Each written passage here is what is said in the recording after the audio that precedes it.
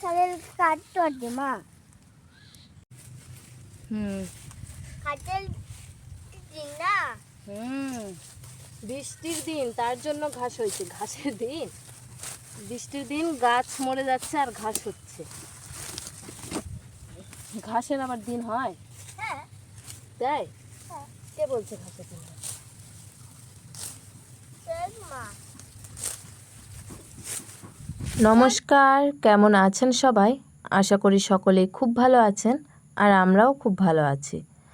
আজ অনেক দিন পর আবারও একটি নতুন ভিডিওর সঙ্গে আমি যমুনার পরিবার থেকে আপনাদের সকলকে জানাই অনেক অনেক ভালোবাসা। আজ রবিবার, বেলা এখন 11টা মতো বাজে। বুধবার দিন পীযূষ কারোর মালপোয়া খাওয়া দেখে এসে বুধবার সন্ধ্যে থেকে বায়না করছিল, কিন্তু আমি যেহেতু কোনোদিনও বানাইনি, তাই অনেক বাহানা করেই দিনগুলো কাটাচ্ছিলাম। কিন্তু আজ তো রবিবার, ওর প্রাইভেট স্কুল দুটোই ছুটি, তাই সকাল থেকে আমার হাতে হাতে কাজ করে দিচ্ছিল যাতে আমি ওকে আজকে মালপোয়া বানিয়ে খাওয়াই।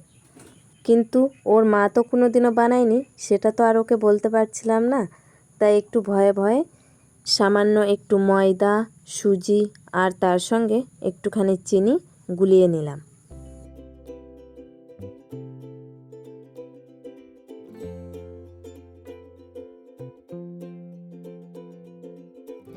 প্রথমবার মালপোয়া ভাজছিলাম জন্য একটু একটু মনের মধ্যে ভয় হচ্ছিল যে একটাও ফুলাতে পারবো কি না বা খেতে নরম হবে কি না, কিন্তু পরে খেয়ে দেখেছি বেশ ভালোই নরমও হয়েছিল, আর প্রত্যেকটা মালপোয়াই প্রায় ফুলছিল।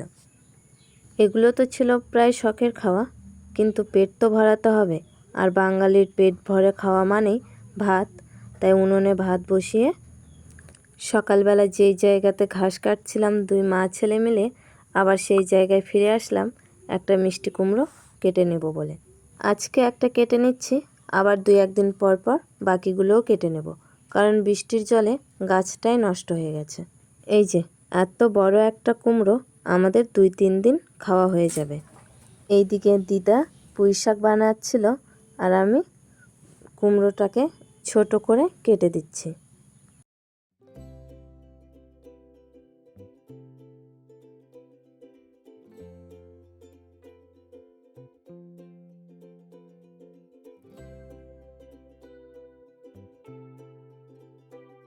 কুমড়োটা খুব একটা বেশি পাকা নয়, কিন্তু তবুও অনেকটাই শক্তি লেগেছিল কাটতে। তারপর ভাবলাম যে আরও একটু সরু সরু করে কেটে দিই দিদাকে, তাহলে দিদার কাটতে সুবিধা হবে।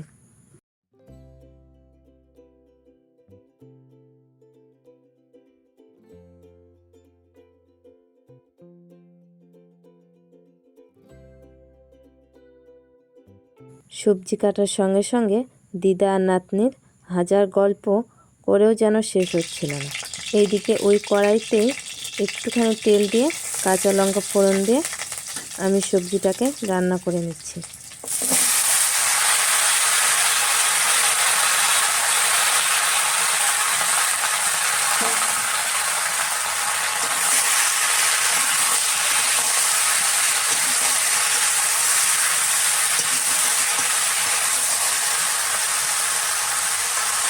এবার ওই অল্প একটু করে লবণ হলুদ দিয়ে জল দিয়ে ঢাকা দিয়ে রাখবো।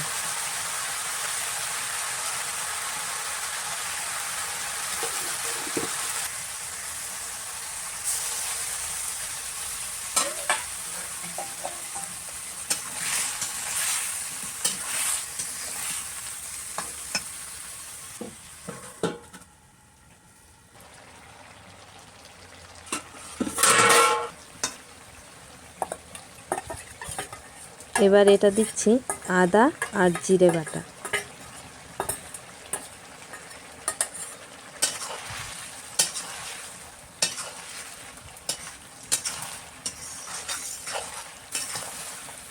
এই যে রান্না করার পর সবজিটাকে দেখতে হয়েছে এরকম, আর এই রকম করে রান্না করলে আমাদের মোটামুটি খেতে বেশ ভালোই লাগে। আর ওই যে বেলা 11টার দিকে যে মালপোয়াগুলো ভাজছিলাম সেগুলো দেখতে হয়েছিল এরকম, পরে তো আর দেখানো হয়নি। এদিকে তাকা, এখন প্রায় চল, বিকেল 3টে দেখ। মতো বাজে, তাই দুই মা ছেলে মিলে রেডি হয়ে যাচ্ছি বাজার করতে। বাজার করে ফিরে এসেছি, এখন মোটামুটি বাজে ওই বিকেল 5টা মতো। পুরো মা ছেলের মিলে এক সপ্তাহের বাজার। সাবান, লবণ, 2 প্যাকেট সুজি,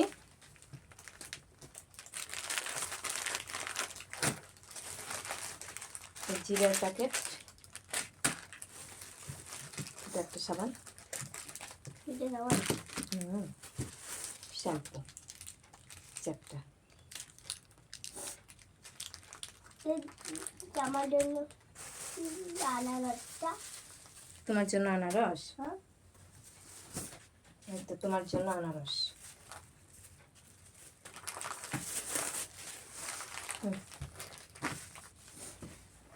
আর এনেছিলাম 1/2 কিলোর মতো পাঙ্গাস মাছ, আর ওই আলু, বেগুন, পটল যা যা লাগে সবজি বাজার, সেগুলোই আনা হয়েছিল। আজকের ভিডিওটা আর বেশি লম্বা করছি না। ভিডিওটা কেমন লাগলো অবশ্যই কমেন্ট করে জানাবে, আর ভালো লাগলে ভালোবাসা দিয়ে পাশে থাকবে। সকলেই ভালো থেকো, সুস্থ থেকো, দেখা।